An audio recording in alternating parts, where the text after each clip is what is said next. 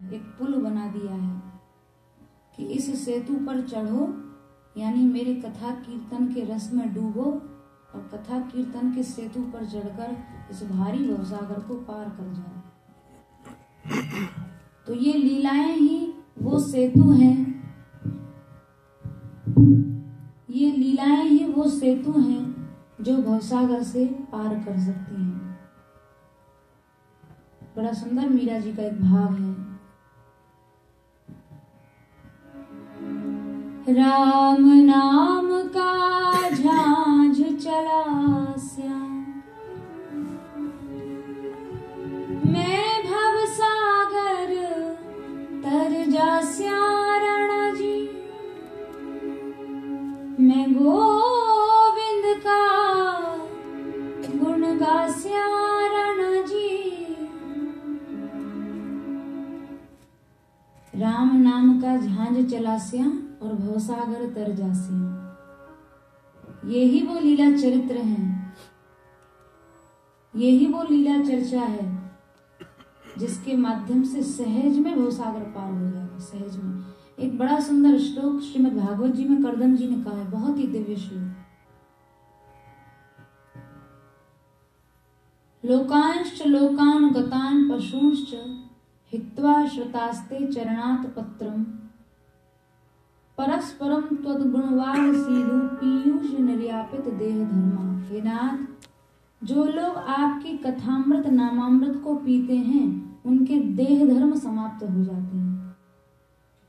कथा में जितनी देर बैठो, अगर सच्चा रस मिला है तो न गर्मी लगेगी, न सर्दी लगेगी, न भूख लगेगी, न प्यास लगेगी, कहीं की कोई चिंता नहीं रह जाएगी अगर वास्तविक रस मिला है तो। क्योंकि कथा रस, कीर्तन रस ऐसा है कि वो देह धर्म को समाप्त कर देता है। उतनी देर देह धर्म याद ही नहीं आएगा। दो विशेषण कथा को दिए। भगवत कथा सीधु है और पीयूष है। सीधु माने मदिरा है और पीयूष माने अमृत है। तो भाई कथा अमृत है ये बात तो समझ में आती है, पर कथा को मदिरा क्यों कहा? क्योंकि संसार विस्मारकत्वात् सीधु। जैसे शराबी शराब पीने के बाद, मदिरा पीने के बाद वो कहाँ चौराहे पे पड़ा है, रोड पे पड़ा है, वो किसको क्या कह रहा है, उसको कुछ अनुसंधान नहीं रहता है। वैसे ही कथामृत नामामृत, कथा मदिरा और नाम मदिरा को पीने वाला जितनी देर कथा मदिरा और नाम मदिरा को पिएगा वो उतनी देर संसार को भूल जाएगा, संसार उसे याद नहीं रहेगा। इसलिए कथा को मदिरा कहा। सामान्य मदिरा पियो तो 2-4-6 घंटे प्रभाव रहता है, पर कथा की मदिरा और नाम मदिरा जिसको चढ़ गई ना, उसको फिर सदा सदा के लिए वो ऐसा बेसुध हो जाएगा कि उसको सदा सर्वदा के लिए संसार भूल जाएगा, सर्वदा के लिए। मदिरा पीने वाला तो 4-6 घंटे भूलता है, लेकिन कथा मदिरा और नाम मदिरा को पीने वाला संसार को सदा के लिए भूल जाता है। इसलिए नाम खुमारी नानका चढ़ी रहे दिन रात। ये दिन रात चढ़ा रहने वाला नशा है कथा का और कीर्तन का, दिन रात चढ़ा रहता है। संसार विस्मारकत्वात्, संसार भूल जाएगा। हमारे श्री गौड़ी परंपरा में श्रीमद् चैतन्य महाप्रभु जी के पार्षदों में श्रीवास पंडित जी, जिनके घर पे महाप्रभु जी सदैव कीर्तन करते थे, कीर्तन जब होता था तो दरवाजे बंद कर दिए जाते थे और रात्रि में सब वैष्णव उद्दाम भाव से नाचते और गाते थे। श्रीवास पंडित के घर में कीर्तन होता था और वो कीर्तन का जो रस होता था, श्रीमद् महाप्रभु जी जिनका रोम रोम प्रेममय था, जिसको उनकी हवा छू जाए, जिनको उनके वस्त्र का स्पर्श हो जाए, वो भी उस प्रेम में झूम उठता था। ऐसे वो श्रीमद् चैतन्य महाप्रभु जी जब रात्रि को कीर्तन किया करते थे, एक दिन श्रीवास पंडित का 10 वर्ष के एकमात्र इकलौता बेटा बीमार हो गया और इतना उसको भीषण ज्वर चढ़ा, ऐसा लगा मानो आज वह शरीर छोड़ देगा। श्रीवास पंडित ने अपनी स्त्री को कहा, देवी हो सकता है आज कीर्तन के मध्य के बालक शरीर छोड़ दे, पर ध्यान रखना बालक मर भी जाए तो तुम रोना नहीं, और तुम्हारे रोने की ध्वनि से यदि कीर्तन में कोई बाधा हुई तो मैं गंगा में कूद के शरीर छोड़ दूंगा, मैं आत्महत्या कर लूंगा। भीषण ज्वर चढ़ा हुआ था और वही हुआ। एकमात्र बेटा उनका मध्य रात्रि को कीर्तन हो रहा था, उद्दाम भाव से उसका शरीर छूट गया, भीषण ज्वर था। लेकिन स्त्री पिछवाड़े में बालक को लेकर बैठी रही, रोई नहीं। अगर रोने की ध्वनि हो गई तो महाप्रभु जी के कीर्तन में व्यवधान हो जाएगा। कथा रस कीर्तन रस कथा मदिरा नाम मदिरा को पीने वाला इस तरह से संसार को भूल जाता है, इस तरह से रोई नहीं। लेकिन श्रीमन महाप्रभु जी तो अंतर्यामी, महाप्रभु जी ने पूछा, श्रीवास आज तुम्हारा बेटा नहीं दिखाई पड़ रहा है, क्या बात है? भगवान आता ही होगा, कहीं चला गया होगा। वो बताना नहीं चाहते थे कि कीर्तन में कोई बाधा ना हो। नहीं नहीं, जब तक तुम्हारा बालक नहीं आएगा हम कीर्तन नहीं आरंभ करेंगे। तो बताना पड़ा, भगवान आज कीर्तन के मध्य ये तो बालक का सौभाग्य है, नाम ध्वनि सुनते सुनते उसने शरीरांत कर दिया, बालक के मृत देह को मंगाया। महाप्रभु जी ने उसके चारों ओर नाचते हुए नाम संकीर्तन किया, जीवात्मा को बुलाया तो साक्षात भगवान है। हे जीवात्मन, तुम इस देह में प्रवेश करो, तुम्हारे माता पिता रो रहे हैं। जीवात्मा ने कहा, भगवान आपकी आज्ञा से मैं देह में प्रवेश तो अवश्य कर सकता हूँ, अभी कर सकता हूँ, लेकिन मेरी आपसे प्रार्थना है कि भगवान नाम संकीर्तन सुनते सुनते जो मेरा प्राणांत हुआ है और उसके फलस्वरूप में श्री ठाकुर जी के जिस धाम को प्राप्त हो चुका हूँ, क्या वहां से आकर भी मुझे देह बंधन फिर से स्वीकार करना चाहिए? तो श्रीवास पंडित और उनकी स्त्री ने कहा, नहीं नहीं जीवात्मन, तुम जहां हो तुम वहीं रहो, तुम्हें आने की कोई आवश्यकता नहीं। ये तो तुम्हारे लिए भी गौरव का विषय है, हमारे लिए भी गौरव का विषय है। भगवान नाम संकीर्तन सुनते सुनते तुम्हारा शरीरांत हुआ, ये एक बड़ा गौरव का विषय है। तो चूंकि नाम मदिरा, कथा मदिरा ऐसी मदिरा है, एक बार इसका नशा चढ़ जाए आदमी सब कुछ भुला सकता है, सब कुछ छोड़ सकता है, पर कथा कीर्तन का रस नहीं छोड़ सकता। गोपियों ने कहा ना, तव कथामृतम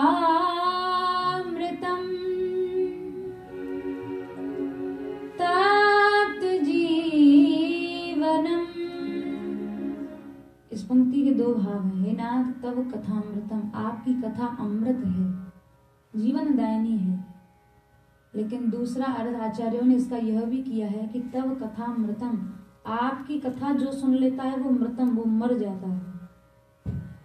एक भाव तो यह है कि आपकी कथा अमृत है, और दूसरा भाव यह है कि आपकी कथा जीवों को मृत मार देने वाली है। क्यों मार देने वाली है? अरे कथा कीर्तन का रस जिसे मिल गया वो संसार की दृष्टि से तो मर ही जाता है, वो संसार के किसी काम का नहीं रह जाता। वो घर द्वार छोड़ सकता है, वो सर्वस्व त्याग कर सकता है, वो भिक्षावृत्ति अपना के जीवन निर्वाह कर सकता है, पर कथा कीर्तन का रस जिसे मिल गया वो इस रस को कभी नहीं छोड़ पाया। तो भाई ये कथा कीर्तन का रस हम लोगों को श्री ठाकुर जी की नरावतार लेने से ही मिला है। यदि आज नरावतार लेकर वे ये सब लीलाएं न करते तो क्या गाने सुनने के लिए रहता और किस माध्यम से उनके प्रति मनोयोग किया जा सकता था। ये विशेष कृपा है भगवान की, विशेष अनुग्रहाय भूतानाम, केवल हम जीवों पर कृपा करने के लिए ही उन्होंने अवतार ग्रहण किया, केवल जीवों पर कृपा करने के लिए। और अवतार लेके ऐसी ऐसी अति प्राकृत लीलाएं की हैं, ऐसी ऐसी अति प्राकृत लीलाएं कि जिनको समझना बहुत ही कठिन है। ब्रह्मा जी नहीं समझ पाए, इंद्र नहीं समझ पाए, मोह हो गया।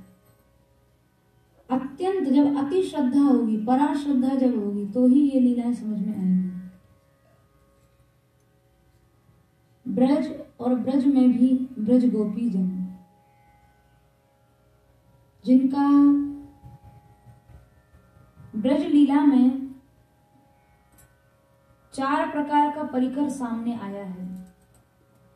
एक तो निर्गुणा कोटि के भक्त, एक सात्विक भक्त, एक राजस भक्त और एक तामस भक्त।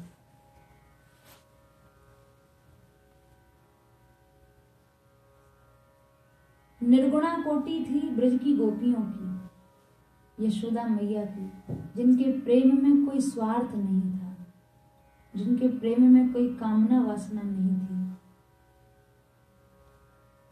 जिस समय उद्धव जी महाराज गए हैं ब्रज से मथुरा को, तो ब्रज गोपी जनों ने यही कहा, उधो इतनी जाय कहो, सबे विरहणी पाए पड़त हैं, मथुरा कान रहो। उद्धव जी, श्री कृष्ण के चरणों में गिरकर हमारी ओर से आप यह प्रार्थना कर देना कि श्याम सुंदर अब ब्रज में कभी न आए, वे मथुरा ही रहें, क्योंकि उनके जाने के बाद जो ब्रज की स्थिति हुई है वह देखकर हमारे प्राणनाथ को बड़ा कष्ट होगा, और उन्हें यदि कष्ट होगा तो हमें किसी प्रकार से सुख नहीं मिलेगा।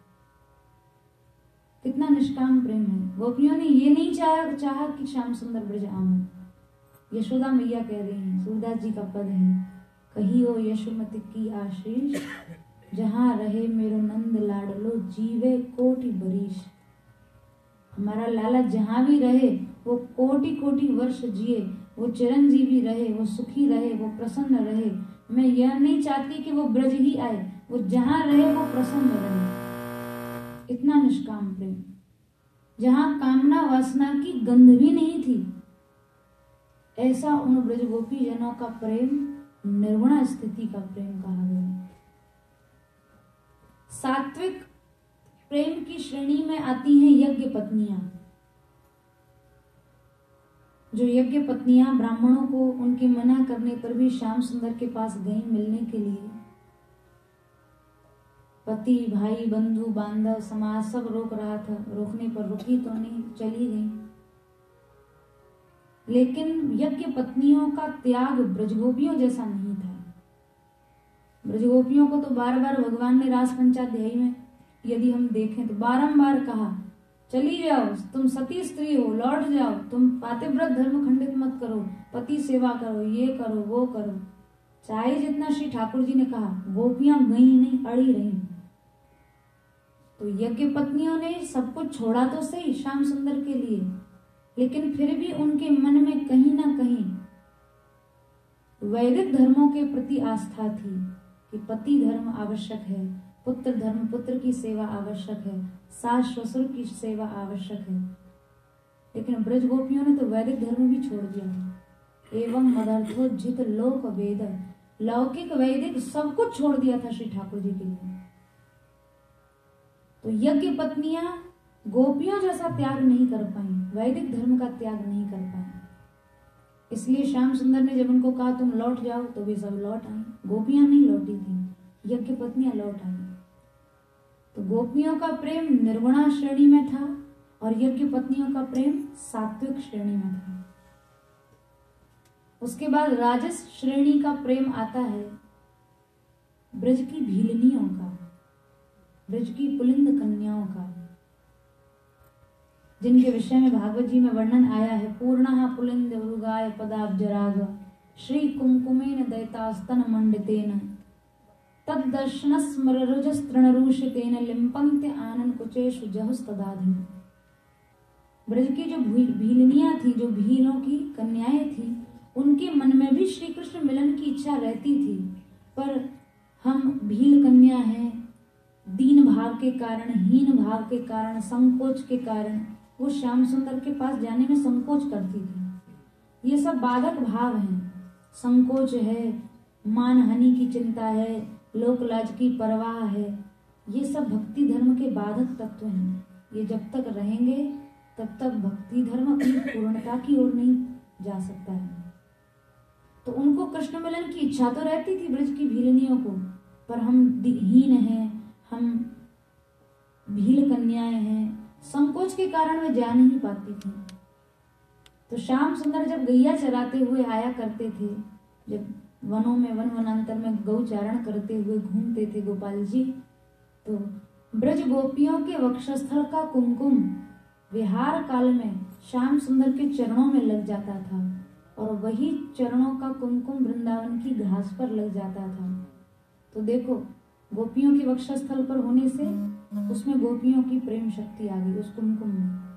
फिर श्याम सुंदर के चरण में जाने से उसमें श्री कृष्ण चरणों का रस आ गया और फिर वृंदावन की भूमि में वहां के घास पर लग जाने से वृंदावन धाम का रस भी उसमें आ गया। तो जब ब्रज की भीलनियां, ब्रज की पुलंद कन्याएं घूमती थीं, जब काम ज्वर उनको चढ़ता था, विरह ज्वर उनको चढ़ता था, तो वन वनांतर में घूमते हुए श्री वृंदावन की घास में जो गोपाल जी के चरणों का कुमकुम लग जाया करता था, उस कुमकुम को उठा के वो भीलनियां अपनी छाती से लगा लेती थी, अपने वक्षस्थल से, अपने मस्तक से, अपने सीमंत पर धारण कर लेती और इस तरह से उनका वो विरह ज्वर, काम ज्वर शांत हो जाता था। तो भीलनियों को राजस श्रेणी में रखा गया और सबसे निम्न श्रेणी, तामसी श्रेणी कुब्जा की मानी गई। कुब्जा जब श्याम सुंदर मथुरा गए हैं तो उसने विषय इच्छा से उनका वस्त्र पकड़ लिया। सुखदेव जी महाराज ने तो बहुत कुछ कुब्जा के विषय में कहा। दुर्भगेदम याचत, ये अभागिन है कुब्जा, एक तरह से गालियां दी, ये भाग्यहीना है। श्याम सुंदर को पाकर, श्री कृष्ण को पाने के बाद भी उनसे विषय की इच्छा रखती है। तो विषयेच्छा रखने वाला मूर्ख है। कुब्जा को तो सुखदेव जी ने बहुत कुछ कहा, लेकिन फिर भी श्री ठाकुर जी से जब प्रेम हो ना, तो वो किसी भी भाव का हो। बड़ा सुंदर एक भाव है हमारे परम श्रद्धेय पूज्य बाबा महाराज का। दीन बंधु का द्वार खुला है, आना हो सो आए, अभय दान का दान बट रहा, लेना हो ले जाए। दीन बंधु का द्वार खुला है, आना हो सो आए। ठाकुर जी का दरबार खुला हुआ है। कोई है आओ शरण में, कोई भी है, चाहे कामी है, क्रोधी है, मदान्ध है, लोभी है, मोहग्रस्त है, कोई कैसा पतित अधम है, कामी क्रोधी लोभी, जिसे देख नर कहूं मुख मोरे, ऐसा हो जो क्षोभी। जिसको नरक में भी स्थान नहीं है, जिसे स्थान नरक नहीं देवे, यहाँ जगह वह पाए, अभय दान का दान बट रहा, लेना हो ले जाए। दीन बंधु का द्वार खुला है, आना हो सो आए। चाहे कामी है, क्रोधी है, मदान्ध है, मोहग्रस्त है, ये दरबार ऐसा खुला है। गोस्वामी तुलसीदास जी ने रामचरितमानस में आखिरी भाव क्या कहा? कामी नारी प्यारी जिमी, लोभी के जिमी दाम, और तिमि रघुनाथ निरंतर प्रिय लागु मोहि राम। जैसे कामी निरंतर विषय चिंतन, स्त्री चिंतन करता है, जैसे लोभी निरंतर धन चिंतन करता है, कैसे धन मिले, कैसे धन बढ़े, ऐसा ही चिंतन श्री ठाकुर जी का, हमें श्री राम जी कैसे मिले, हमें श्री ठाकुर जी कैसे मिले, ऐसा चिंतन बन जाए। काम, क्रोध, मद, मोह, लोभ ये दोष बुरे नहीं हैं यदि इनका संबंध भगवान से हो जाए। ये दोष बुरे नहीं है। काम का संबंध भगवान से हो जाए तो भगवत प्राप्ति की कामना से बढ़कर कोई कामना हो सकती है क्या? काम का संबंध यदि श्री ठाकुर जी से हो जाए तो काम बुरा नहीं है। मद यदि ऐसा हो जाए, गोसाई जी महाराज कह रहे हैं, अस अभिमान जाय जनि भोरे, मैं सेवक पति मोरे। ये मद बुरा नहीं है। हम श्री ठाकुर जी के दासों के दास हैं, ऐसी भावना बुरी नहीं है। यह मद बुरा नहीं है। बड़े से बड़ा दोष यदि श्री ठाकुर जी के साथ उसका संबंध हो जाए तो बड़े से बड़ा दोष भी गुण हो जाता है, और बड़े से बड़ा गुण हो यदि भगवान से संबंध नहीं है तो उससे बड़ा दोष कुछ नहीं हो सकता है।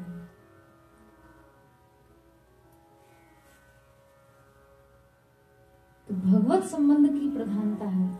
श्री ठाकुर जी से संबद्ध जिस वस्तु का संबंध हो गया, कैसे कैसे उदाहरण सामने आते हैं। श्री बिल्वमंगल जी महाराज के अंदर रूपासक्ति का दोष था।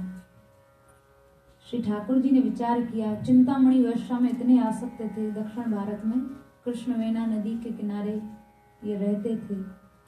इतना रूपासक्ति का दोष था, पिताजी का घर में श्राद्ध है और स्त्री सती स्त्री को छोड़ दिए, वो पैरों में गिर रही है, आज रात भर तो यहाँ रह जाओ।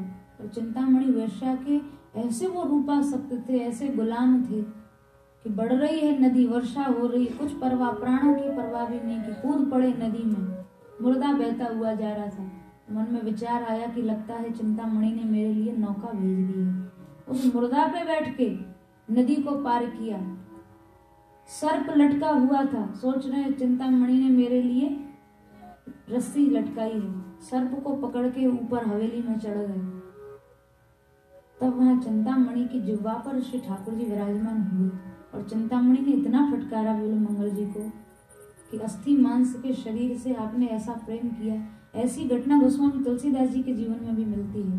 जब वो रत्नावली के प्रेम में आसक्त थे तो उसने कहा, अस्थि चर्ममय देह ममता में ऐसी प्रीत, ऐसी जो रघुनाथ सो होत न तो भय भी। जो हड्डी चमड़े के इस गंदे शरीर में ऐसी आसक्ति आपकी है, यदि इससे आधी आसक्ति भी श्री राम जी के चरणों में होती तो राम जी मिल गए होते। उसी समय बिल्वमंगल जी ने सब छोड़ छाड़ दिया है। पर भाई पूर्वाभ्यास तो पूर्वाभ्यास, विषयावेश तो विषयावेश। वैश्या को छोड़ के निकले, एक वैश्य की स्त्री में आसक्त हो गए। फिर उन्होंने जब अपनी आंखें फोड़ी हैं तो वहां भक्तमाल जी में वर्णन आता है, दृग भूत सो छुड़ाए दिए। आज बिल्वमंगल जी ने अपने आप को आंख रूपी भूतों के चक्कर से छुड़ा लिया। ये हर इंद्रिय भूत है, हर इंद्रिय भूत। यदि इंद्रिय का समर्पण श्री ठाकुर जी में है तब तो ये इंद्रिय बहुत बड़ी साधिका है, और नहीं तो ये इंद्रियां भूत हैं। जीव है तो नचा रही है, आंखें हैं तो नचा रही हैं, कान है तो नचा रहे हैं, आंखें हैं तो नचा रही हैं। हर इंद्रिय भूत है। यदि श्री ठाकुर जी के प्रति उसका प्रवाह नहीं है तो ये इंद्रियां भूत हैं। और भगवान में संबंध हो जाए तो इन्हीं इंद्रियों से ऐसी ऐसी भक्ति बन जाती है। हरिपाल भक्त का जीवन चरित्र पढ़कर देखें, श्री जनाबाई जी का चरित्र पढ़कर देखें, श्री चोखा मेला भक्त का जीवन चरित्र पढ़कर देखें। भक्तमाला जी में चोखा मेला भक्त एक मिट्टी की खदान में दब के मर गए। महाराष्ट्र के जितने नामदेव जी, ज्ञानदेव आदि भक्त थे, सबको बड़ा कष्ट हुआ। खोदा गया, सैकड़ों लोग मर गए थे, कैसे जाने कि कौन सी हड्डी चोखा मेला की है।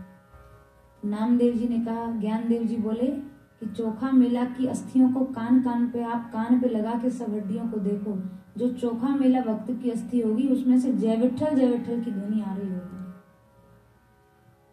मृत शरीर में उस अस्थि से, अस्थि मात्र से जब श्री चोखा मेला भक्त की हड्डियां हाथ में नहीं कान पे लगाया तो उन हड्डियों से भी जय विठ्ठल की ध्वनि आने लगी।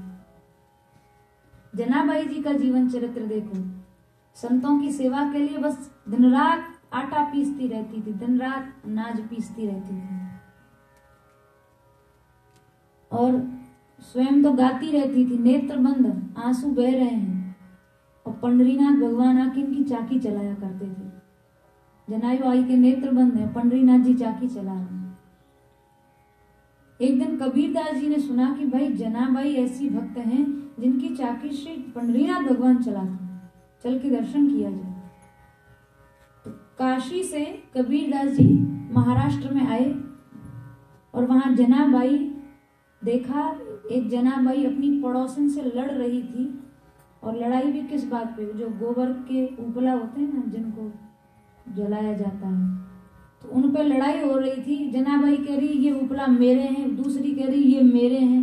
कबीरदास जी ने कहा रे राम राम राम, 2 पैसे की चीज पे लड़ने वाली ये जनाबाई इतनी बड़ी भक्त कैसे हो जाएगी। तो कबीरदास जी ने जनाबाई से पूछा, बाई जी ये दिखने में तो सब कंडे एक जैसे ही हैं, सब उपले एक जैसे हैं, कैसे पता चले कि आपके उपले हैं या इसके उपले हैं। जनाबाई बोली, कबीरदास जी आप कान पे लगा के सुन लीजिए, हमारे कंडों में से भी, हमारे उपलों में से भी जय विठ्ठल की ध्वनि आ रही होगी। तो कबीरदास जी एक एक उपला कान पे लगा लगा के सुनने लगे, उपलों में से भी भगवान नाम की ध्वनि निकल गई। कहने का भाव यह है कि इंद्रियों का संबंध यदि श्री ठाकुर जी से हो जाए तो ये इंद्रियां ही भगवत भक्ति की सबसे बड़ी सहायिका हो जाती हैं। तो बड़े से बड़ा दोष भगवान से संबंध होने से गुण हो जाता है, और बड़े से बड़ा गुण यदि भगवान से संबंध नहीं तो वो दोष हो जाता है। और भैया श्री ठाकुर जी तो इतने कृपा करुणामय हैं कि वो जिस जीव पर कृपा करते हैं ना, उसके गुण दोष देखते ही नहीं। यदि भगवान जीव के गुण और दोष देखने लग जाए तो संसार में कोई जीव उनकी कृपा का अधिकारी नहीं हो सकता, क्योंकि कोई ऐसा नहीं है जिसमें सब गुण हो, और कोई ऐसा नहीं है जिसके सब दोष मिट गए हों। भगवान जब कृपा करते हैं, सूरदास जी का पद है बड़ा सुंदर, हमारे प्रभु अवगुण चित ना धरो, हमारे प्रभु अवगुण चित ना धरो, हमारे प्रभु अवगुण चित ना धरो,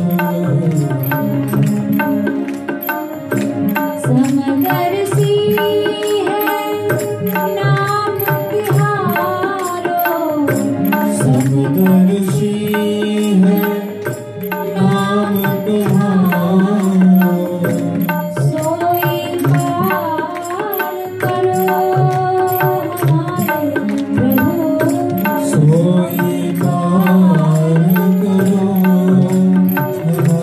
हमारे प्रभु, अवगुण चित ना धरो, हमारे प्रभु अवगुण चित ना धरो। एक लोहा पूजा में राख दो, एक लोहा पूजा में राख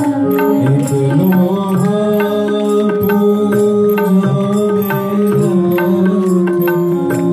एक घर अधिक पढ़ो हमारे प्रभु, एक घर अधिक पढ़ो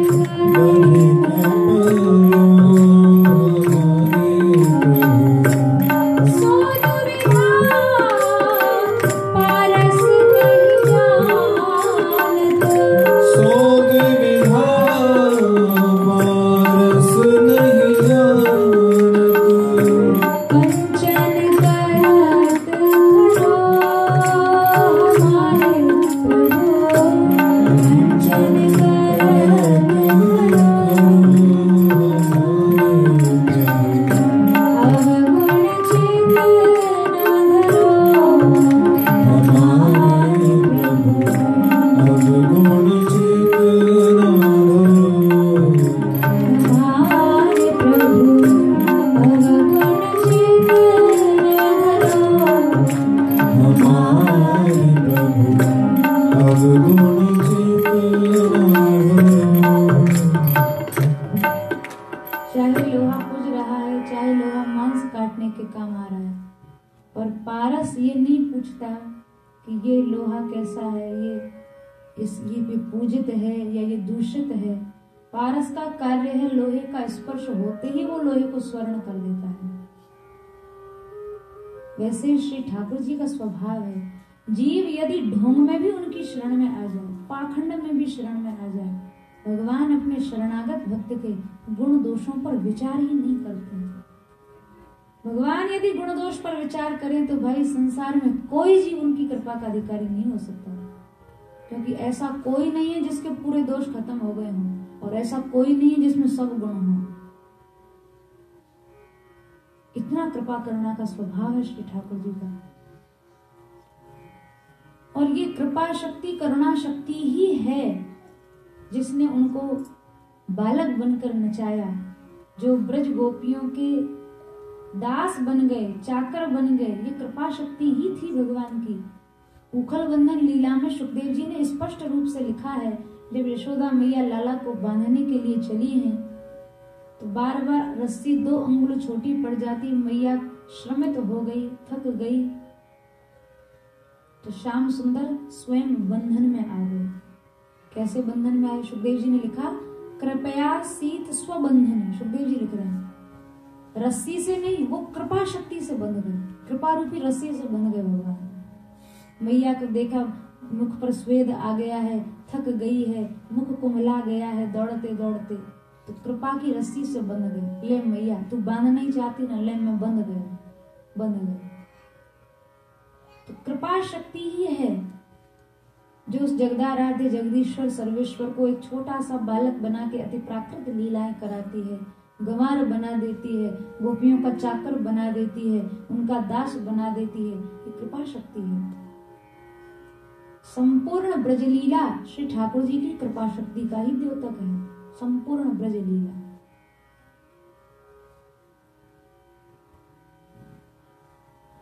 तो ब्रज गोपियों का जो निर्गुणा निष्काम प्रेम था, उस प्रेम की समता कोई कर नहीं सका। इसलिए श्री परमानंद दास जी का एक बड़ा सुंदर पद है, गोपी प्रेम की ध्वजा। कृष्ण प्रेम की जब जब चर्चा चले तो ब्रज गोपियों का स्थान ध्वजा के स्थान पर होता है। मंदिर में शिखर और शिखर के ऊपर ध्वजा होती है, ध्वजा से ऊपर कुछ नहीं होता। ब्रज की गोपियां कृष्ण प्रेम रूपी मंदिर की ध्वजा बन गई। उनसे आगे फिर कोई पहुंच नहीं सका। ऐसा समर्था रति उनके अंदर थी, ऐसा प्रेम ब्रज गोपियों का था। कृष्ण प्रेम की ध्वजा बनकर लहराई ब्रज की गोपियां।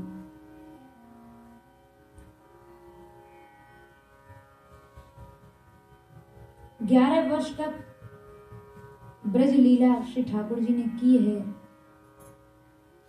भैया ब्रज वह देश है, हम लोग लगातार 3 दिन से ब्रज की ही महिमा सुन रहे हैं, ब्रज रस का में आवाहन कर रहे हैं। ब्रज वो भूमि है जहां श्री कृष्ण को ढूंढना नहीं पड़ता, वे स्वयं तुम्हें ढूंढते ढूंढते आ जाते हैं। एक बड़ा सुंदर, बहुत ही सुंदर एक लीला है। एक नई नई गोपी ब्रज में आई, नई नई थी, तो श्याम सुंदर की नजर नई गोपियों पर ज्यादा रहती थी। क्यों? पुरानी तो वश में हो ही गई हैं और नईयों पर जादू चला। बस ये सी ताक झांक में रहते थे कि ब्रज में कौन बहू नई आई है। और नई नई बहुओं की नई नई सास इसी बात से घबराती थी कि कहीं ये इतनी तो पागल हो गई हैं, अब ये और ना पागल हो जाए। तो सास का जितना कठिन पहरा रहता था उतना ही श्याम सुंदर का जोरदार जादू चलता था। तो एक गोपी नई नई ब्रज में आई, दही बेचने के लिए गई। बड़ा सुंदर पद है, ये सब महापुरुषों के भाव हैं, किसी साधारण कवि की रचना नहीं है। माधव दास जी महापुरुष हुए हैं, बड़ा सुंदर उन्होंने भाव लिखा है। अपनी आप बीती कह रही है, आप बीती सुना रही है। देखो क्या महिमा है इस भूमि की, ये ब्रज की भूमि की महिमा है। ढूंढने नहीं गई कहीं कृष्ण को, कहीं ढूंढने नहीं गई, दही बेचने के लिए जा रही थी। उसी समय अपनी सखी से बता रही है, सखी कल मैं दही बेचने गई और सुन मेरे साथ क्या हुआ। जो गई दधी बेचन ब्रज में उल्टी आप बिकाई री। अरे सखी, कल मैं दही बेचने गई, दही तो नहीं बिका पर मैं खुद बिक गई। हाँ जो गई दधी बेचन ब्रज में, उल्टी आप बिकाई री। दही तो नहीं बेच पाई पर अपने आप को मैंने बेच दिया। अरे तो तुझको किसने खरीद लिया, कितने दाम में खरीद लिया, वो दुकानदार कौन था? उसकी सहेली पूछ रही है। तो वो गोपी बता रही है, बिन ग्रथ मोल लई नंद नंदन, बिना मोल के बिक गई, कोई मूल्य नहीं। अच्छा तो क्या रजिस्ट्री भी कर आई क्या? तो गोपी कह रही है, हाँ मैं सर्वस लिख दे आई री। मैंने रजिस्ट्री कर दी कृष्ण के नाम की। आज से मेरा तन मन प्राण शरीर सब कुछ आपके लिए है, लिख के दे आई। लिखा पढ़ी तो फिर मतलब एक मजबूत बात हो जाती है। कोई मुंह जवानी कोई सौदा हो तो उसको झूठा भी किया जा सकता है, पर जो लिखा पढ़ी का सौदा है वो तो झूठा भी नहीं होता। गोपी कह रही है। तो उसकी सहेली ने पूछा, वो खरीदने वाला वो दुकानदार कैसा था जिसको तूने सब कुछ लिख दिया, अपना सब लिख दिया?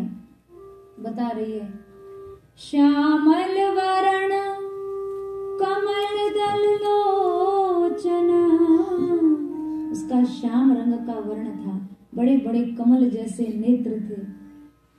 पीतांबर कटी फेटरी, और कमर में पीतांबर उसने कसा हुआ था। नीले नीले बादलों के जैसा उसका श्याम वर्ण था, बड़े बड़े कमल जैसे नेत्र थे। जब ते आवत साकरी खोर भई, भैरी अचानक भेटरी। ये बरसाने में, हमारे बरसाने में जहाँ से हम लोग आए वहाँ सांकरी खोर है। दो पहाड़ों के बीच इतनी सकरी गली है कि एक बार में एक ही जा सकता है, दूसरा नहीं। तो वही श्याम सुंदर बोली, मैं दही बेचने जा रही थी और वो दूसरी ओर से आ गया। और उसको देखते ही मैंने तो सब कुछ लिख दिया कि आज से मेरा सब कुछ तेरे लिए है। तो उसने मेरे से पूछा कि अरे गोपी, अभी तो मैंने तुझसे कुछ सौदा भी नहीं किया, तूने पहले ही सब कुछ दे दिया। एक बात बता, तू कौन की है? तो पूछ रहे श्याम सुंदर, कौन की है कौन तू, कौन कुल वधू, मधुर मधुर हंस बोले री। श्याम सुंदर बोले, अरे अभी तो तू नई नई आई है, किसकी बहू है तू जानती है? अपना सब पट्टा मेरे नाम कर रही है। तेरे सास ससुर और तेरा खसम और तेरे सब कुल के वृद्ध बंधु बांधव क्या कहेंगे? तो गोपी बिल्कुल शांत हो गई। श्याम सुंदर ने पूछा, परिचय पूछ रहे हैं, तू कौन है, किसकी बहू है, किस गांव में ब्याही है? वो कुछ बोली नहीं। तो वो अपनी सहेली को बता रही है, सकुच रही मोहे उत्तर न आवत, वो बल कर घूंघट खोले री। अरे सखी, मैं तो इतना संकोच में पड़ गई उसको देख के, मेरे मुंह से कोई उत्तर नहीं निकला, उत्तर न आवत, कोई मुंह से जवाब ही नहीं निकला।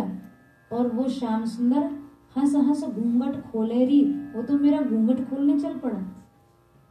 और यही नहीं, सास ननंद उपचार पचहारी, काहू मरम ना पायोरी।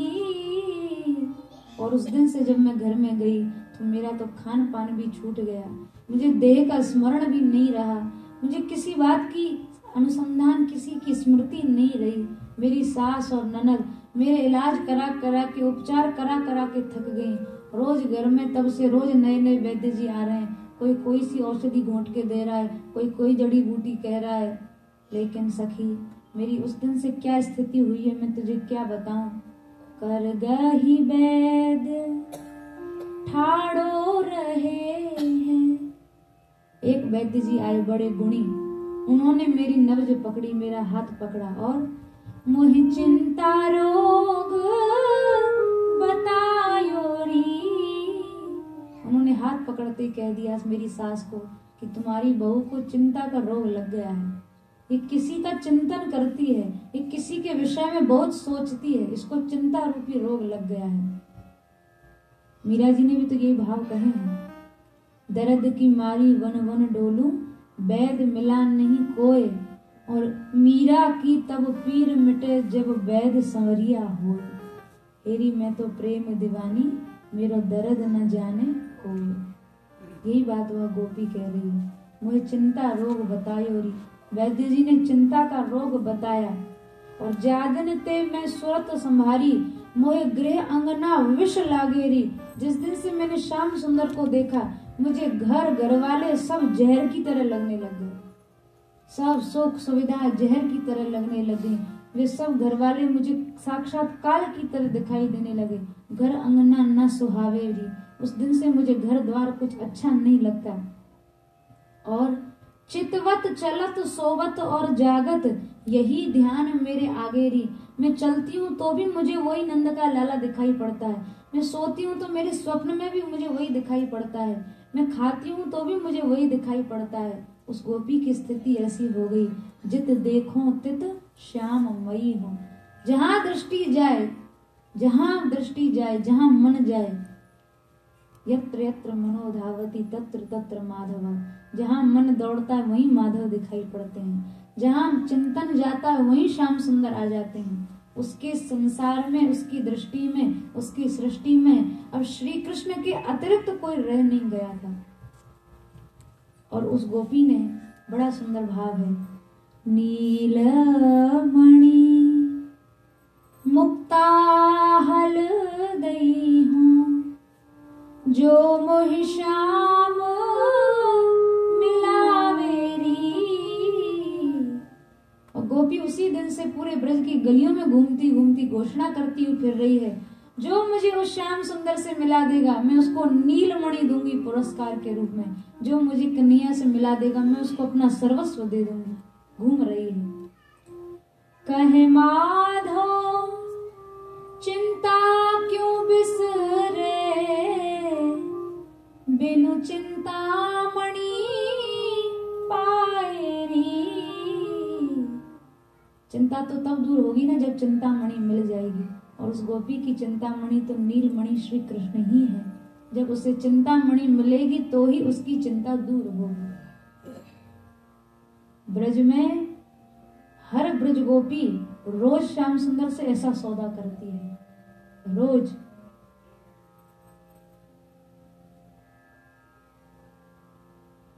हमारे परम पूज्य बाबा महाराज से किसी ने पूछा ब्रज क्या है, उन्होंने एक पंक्ति में बड़ा सुंदर उत्तर दिया, बोले प्रेम के पागलों का समूह ही ब्रज है। प्रेम के पागलों का टोल जहां रहता हो वही ब्रज है। यहाँ जो घूम रहा है, जो दिखाई दे रहा है, वो सब प्रेम में बावरा है, वो प्रेम में पागल है। असली बात यह है, प्रेमी या तो प्रेमास्पद के बिना जीता नहीं है, और जीता है तो वो पागल होके जीता है। जितने प्रेमी होंगे पागल होके जीते हैं। कौन क्या कह रहा है, क्या सोच रहा है, उन्हें इसकी कोई परवाह नहीं होती, और परवाह हो गई तो वे अपनी प्रेम की पूर्णता में नहीं पहुंच सकते। ब्रज गोपियां रोज ऐसा सौदा कर लेती हैं, रोज। हो जो गई दधि बेचन ब्रज में, उल्टी आप बिकाई री। गई थी दही बेचने पर अपने आप को बेच आई। श्री कृष्ण के सर्वस्व लिख दे आई री, सब कुछ लिखाई मैं कृष्ण को, आज से मेरा सब कुछ तेरे लिए है। तो जितनी ब्रज की सास होती थी उनका सब पहरा कृष्ण के जादू के आगे फेल हो जाता था। वे कड़े से कड़ा पहरा लगाती, जिस गोपी के ऊपर जितना कड़ा पहरा होता था उसके लिए श्याम सुंदर का उतना ही तीव्र जादू का बाण चलता था। कितनी लीलाएं ऐसी ब्रज की हैं, कितनी लीलाएं। ये जितनी भी ब्रज लीला है ये गोपियों के मनोरथ की पूर्णता के लिए हुई है, गोपियों को सुख देने के लिए। बड़ा सुंदर सूरदास जी ने कहा है, कल भी हम लोगों ने इस पद की चर्चा की थी। प्रथम करी हरि माखन चोरी, ग्वालिन मन इच्छा कर पूर्ण। चोर बने श्याम सुंदर ब्रज में क्यों? ग्वालिन मन इच्छा करी पूर्ण, गोपियों की इच्छा पूर्ति के लिए चोर बने। चोर बन के घर घर न जावे। उन्होंने तो कहा गोकुल जन्म लियो सुख कारण, मेरे गोकुल में जन्म लेने का उद्देश्य ही यही है कि ब्रज गोपियों को सुख मिले और उनको सुख मिले, इसके लिए चाहे हमें चोर बनना पड़े चाहे जो बनना पड़े बनेंगे। ग्वालिन मन इच्छा करि पूर्ण, आप भजे हरि ब्रज की खोरी। प्रथम करी हरि माखन चोरी, माखन चोर बने गोपियों की इच्छा पूर्ति के लिए। 11 वर्ष तक ब्रज लीला हुई पर श्याम सुंदर का मन भरा, न सखाओं का मन भरा, न गोपियों का मन भरा, न यशोदा मैया नंद बाबा का मन भरा। कोई ब्रजवासी परिकर का मन ब्रज लीला से भरा नहीं। और भैया ये लीला इतनी रसमयी है, इस लीला से तो कभी भी मन नहीं भर सकता। गोसाई तुलसीदास जी ने बड़ा सुंदर लिखा है,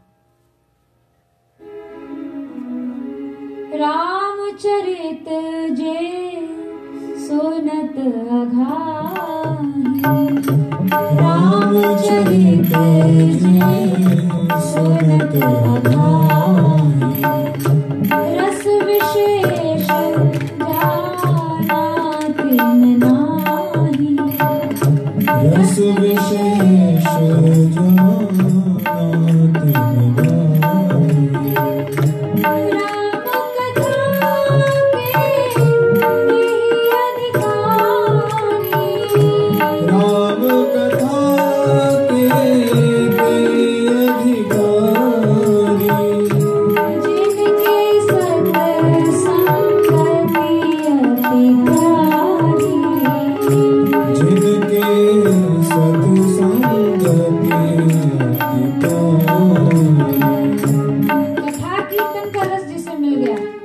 चाहेगा नहीं चाह सकता।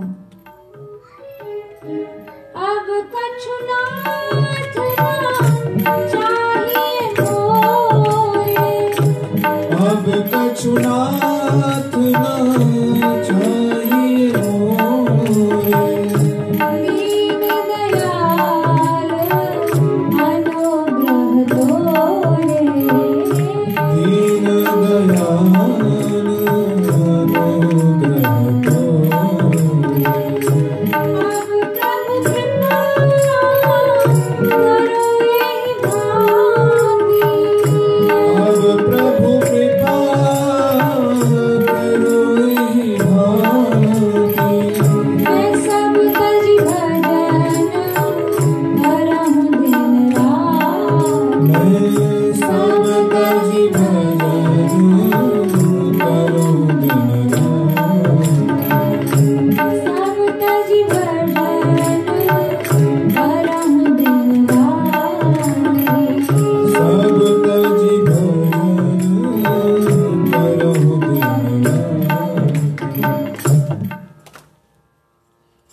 रामचरित जे सुनत अघाही, रस विशेष जाना तिन नाही। जो इस रस से अघा गया मतलब उसको रस मिला ही नहीं, और जिसको ये रस मिल जाएगा वो कभी अघा नहीं सकता।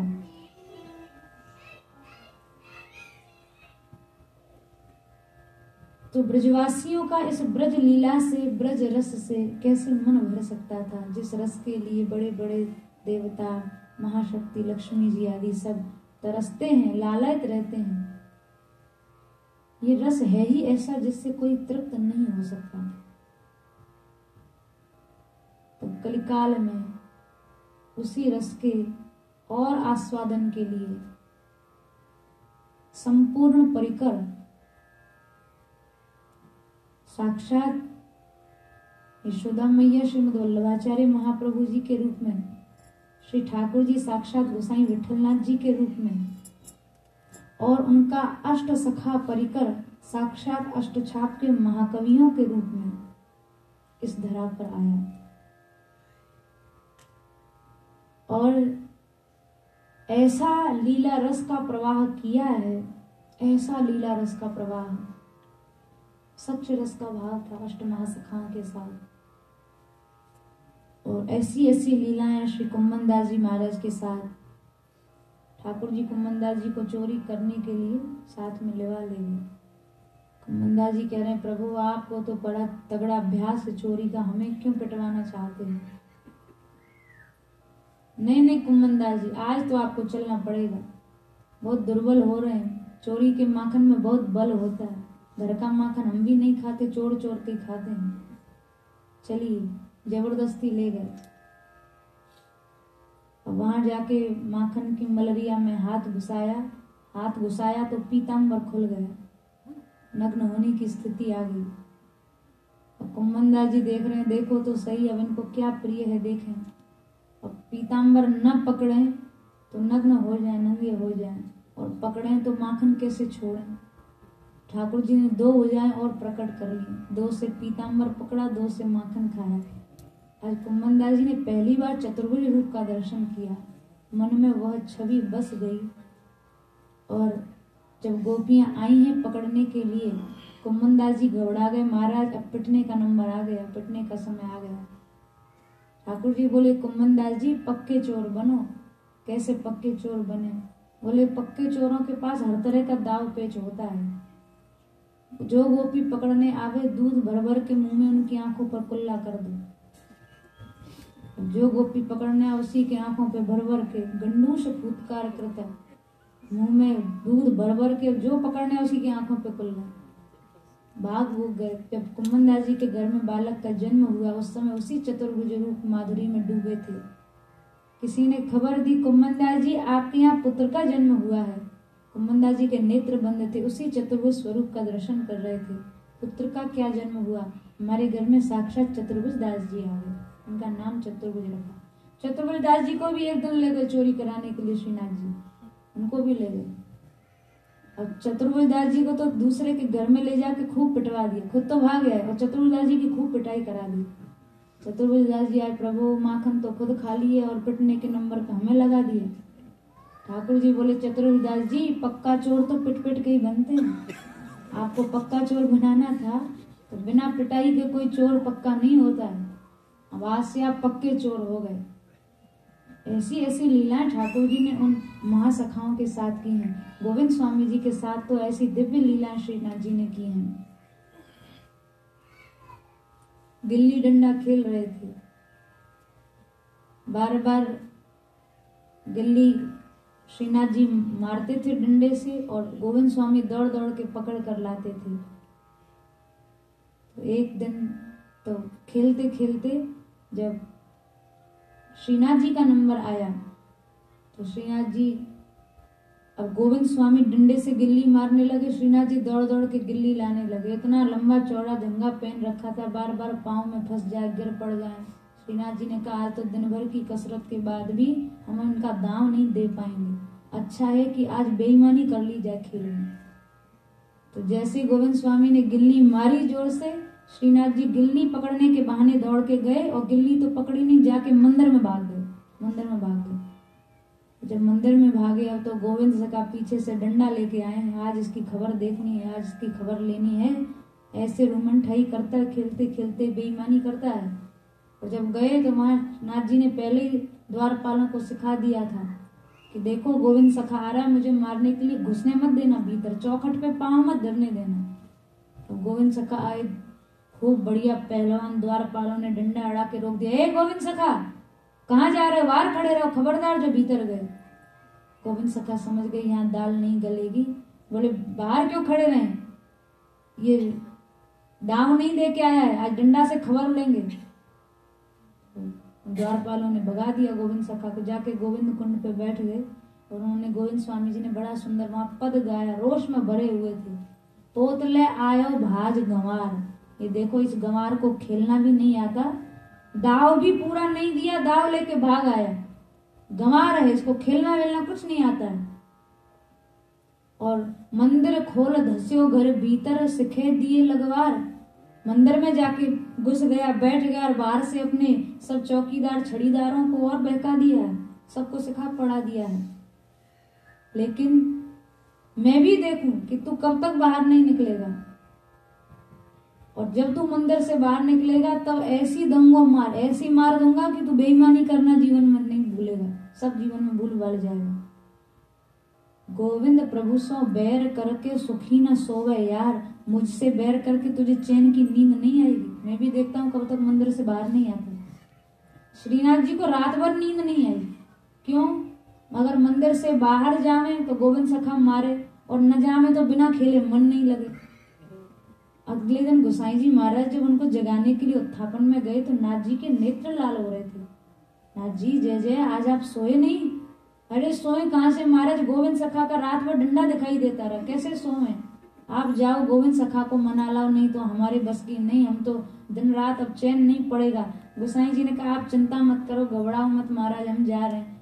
और बढ़िया बंटा भोग के मोटे मोटे लड्डू और मोहन थाल सजा के जब गए हैं तो गोविंद सखा भागने लगे। अब लगता है गोसाई जी को भी सिखा पढ़ा दिया, अब ये भी हमारी खबर लेंगे।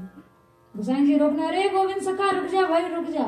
गोविंद सखा रुके, कहो महाराज, अरे देख तेरे बिना लाल जी को रात भर नींद नहीं आई, क्षमा कर दे, तेरे बिना चैन नहीं पड़ रहा है। गोविंद सखा बोले तो एक बात से हम क्षमा कर सकते हैं जय जय। कैसे क्षमा करोगे? बोले अगर हम मंदिर में जावें और अगर नाथ जी ने अपने नेत्र झुका लिए और मस्तक झुका लिया तब तो हम समझेंगे इन्होंने क्षमा मांग ली और हम क्षमा कर देंगे, और यदि इन्होंने आंख से आंख मिलाई तो फिर हमारा डंडा तैयार है, फिर हम छोड़ेंगे नहीं।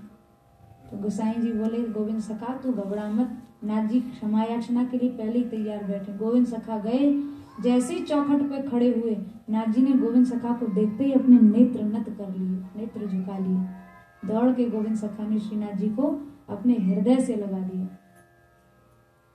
इतनी सक्ष रस की लीलाएं श्री ठाकुर जी ने इन अष्टमहा सखाओं के साथ की हैं, इतनी लीलाएं की हैं। काना भंगी के साथ खेलते थे। एक दिन गोविंद सखा ने कहा नाथ जी, गोसाई जी तो अपरस की सेवा कर करके नहीं थक रहे हैं और आप उनका अपरस सब भ्रष्ट कर देते हैं। यहाँ काना भंगी के साथ खेल के रोज मंदिर में जाते हैं, नहा धो तो लिया करो मंदिर में जाने से पहले। तो सर्दी के समय थे, श्रीनाथ जी बोले गोविंद सखा जाड़ो लगे नहाएंगे नहीं। अरे तो जाड़ो लगे तो आचमन कर लो, छींटा मार लो, मत नहाओ। श्रीनाथ जी गए आचमन करने के लिए पानी में, गोविंद सखा ने धक्का मार दिया, सब पानी में गिर पड़े, गोता खाने लगे। गोविंद सखा ने जल्दी से कूद के नाथ जी को निकाला, सब झंगा वंगा भीगा हुआ था। श्रीनाथ जी से गोसाई जी ने से शिकायत की नाथ जी ने, गोविंद सखा रोज हमारे साथ ऐसा करे, कभी तो कुंडा में धक्का मार दे, कभी कछु करे। तो वहां गोविंद सखा ने नाथ जी गोसाई जी को कहा जय जय प्रभु, आप नहीं जानते, आप तो अपरस की सेवा में लगे रहते हैं और आप जानते हैं ये कैसे हैं, काना बंगी के साथ खेल खेल के मंदिर में बिना नहाए घुस जाते हैं।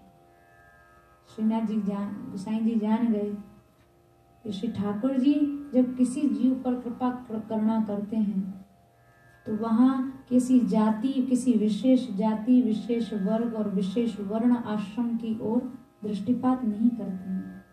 यदि ऐसा होता तो भैया सदन कसाई पर कैसे कृपा होती, नामदेव जी तो छिपी थे, उन पर कैसे कृपा होती, गोराई भगत कुम्हार थे, उन पर कैसे कृपा होती, सैन भगत नाई थे, उन पर कैसे कृपा होती, रैदास जी चर्मकार थे, उन पर कैसे कृपा होती। भगवत कृपा के लिए कोई जाति, वर्ग, वर्ण, आश्रम अपेक्षित नहीं है।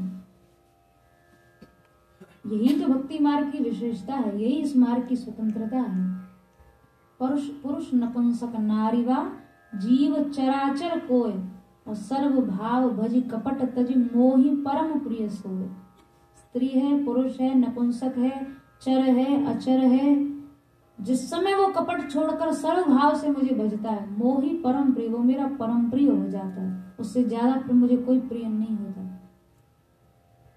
तो ब्रज रस, ब्रज लीला 11 वर्ष की अल्पावधि में वह रस अधूरा ही रह गया था।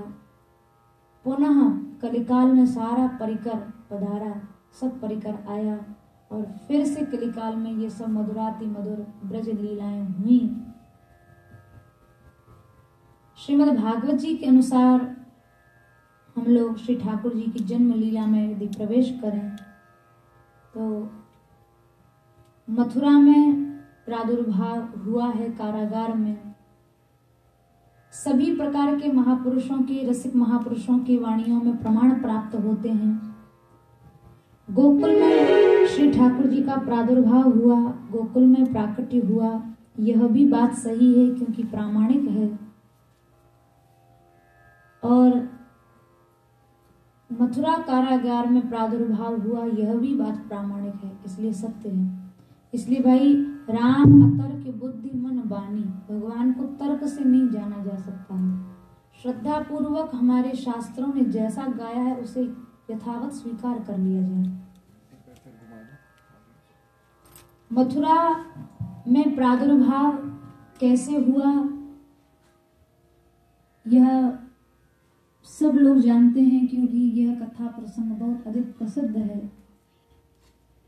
परीक्षित जी महाराज जब कृष्ण लीला सुनने के लिए तैयार हुए हैं, उन्होंने प्रार्थना की है हाथ जोड़ के, निवृत्त तरशैर गीयमानाद भवौ सदा श्रोत्र मनोविरामा का उत्तम श्लोक गुणानुवादात पुमान विरज्येत विना प्रशुभनाथ।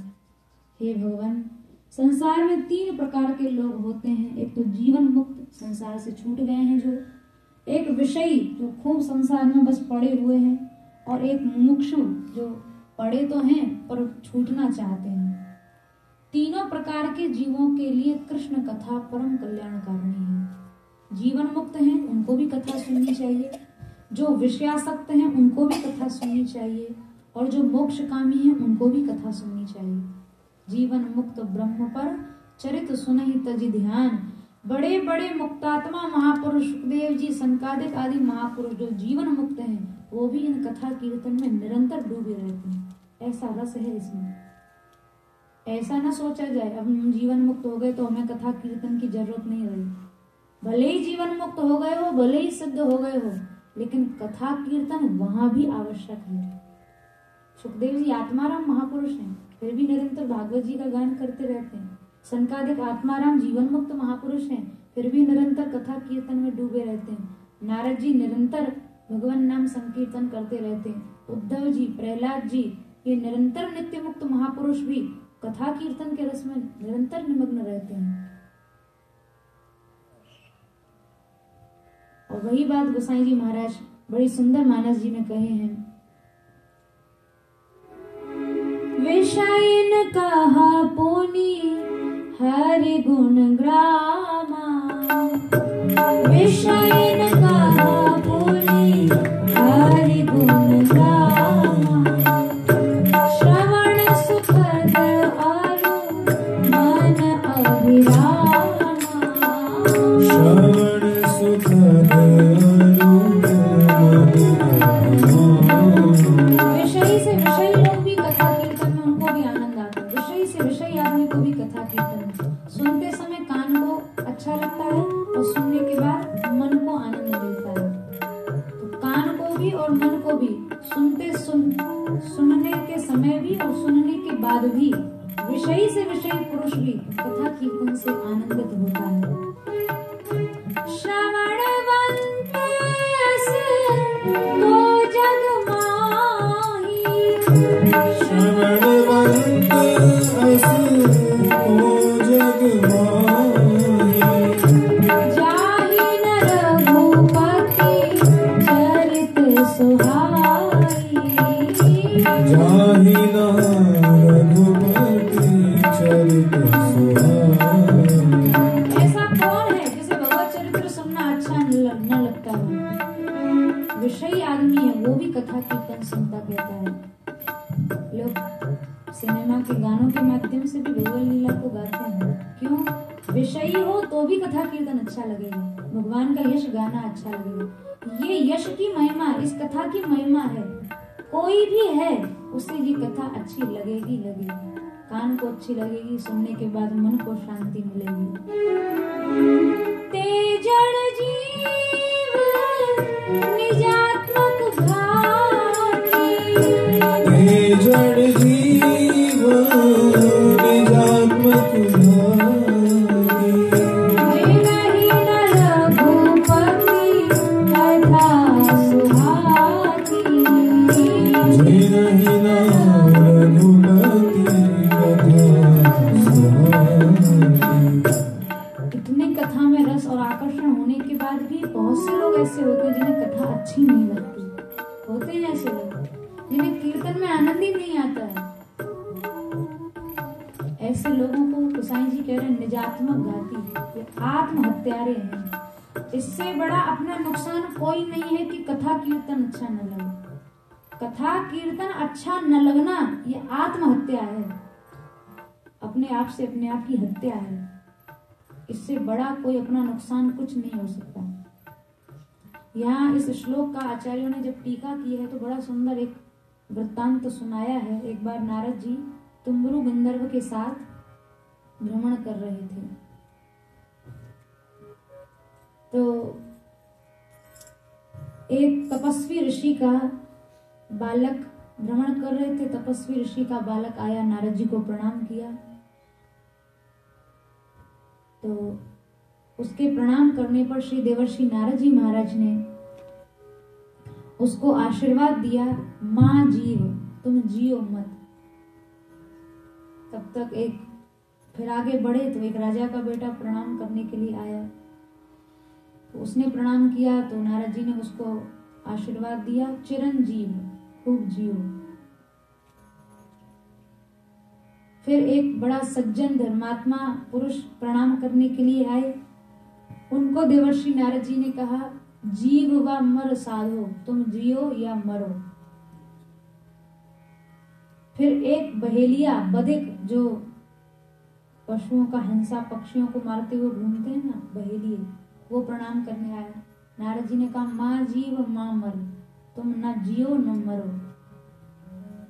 चार लोगों को चार प्रकार का प्रणाम और चार प्रकार का आशीर्वाद।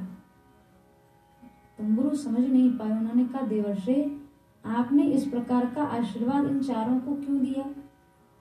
तो नारद जी ने समझाया, देखो जब तपस्वी बालक प्रणाम करने के लिए आया तो हमने कहा, मां जीव तुम अब मत जियो, क्योंकि वो तपस्वी का बालक है, जितने दिन जिएगा शरीर को कष्ट देगा, खूब शरीर को कसेगा, भूखा रहेगा, व्रत करेगा, निराहार रहेगा, और मरने के बाद उसको बहुत सुख मिलेगा, क्योंकि जीते जी खूब तप कर लिया है।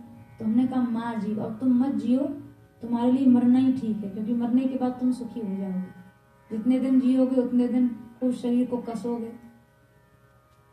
राजा का बेटा आया प्रणाम करने के लिए, तो उसको कहा, चिरंजीव तुम खूब जियो। क्यों? क्योंकि तुम जितना जियोगे तुम्हें यही सुख है, मरने के बाद तुम्हें सुख नहीं है।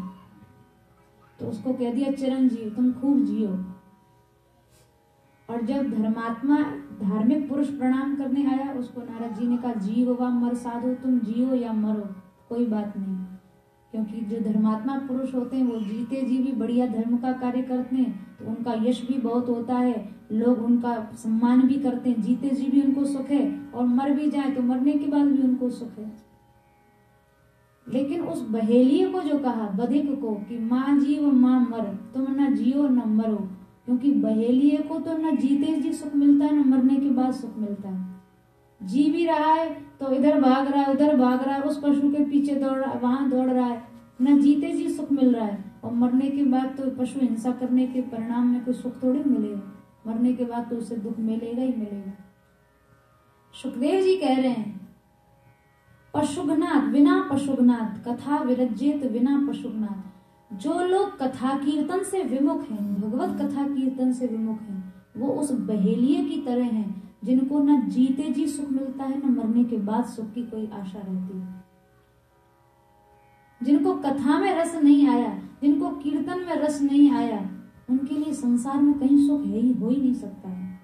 वो उस बहेली की तरह है, वो उस आत्महत्यारे की तरह है जिनको न जीते जी सुख है न मरने के बाद सुख है।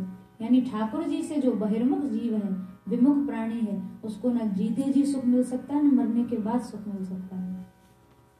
इसलिए परीक्षित जी ने कहा कि चाहे जीवन मुक्त है, चाहे विषयी है, चाहे मुमुक्षु है, सभी प्रकार के जीवों को प्राणी मात्र को भगवत कथा कीर्तन से अवश्य प्रेम करना चाहिए।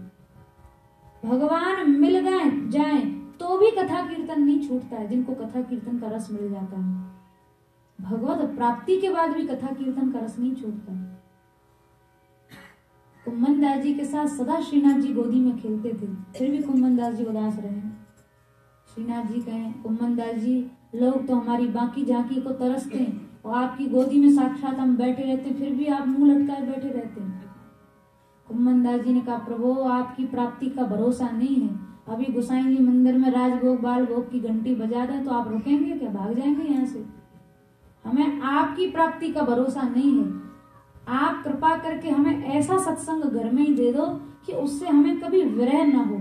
आपसे तो विरह हो जाता है, पर कथा कीर्तन जिसको मिल जाएगा वो उसको कभी विरह नहीं होगा। तब श्रीनाथ जी की कृपा से कुम्मन दास जी के घर में चतुर्भुज दास जी आए। लोगों की दृष्टि में बालक रहते, लेकिन पालने में ही पौड़े पौड़े सत्संग किया करते थे। तब कुम्मन दास जी बड़े प्रसन्न रहे। कुम्मन दास जी ने यहाँ तक कह दिया, नाथ जी अब आप आओ तो ठीक और ना आओ तो भी ठीक।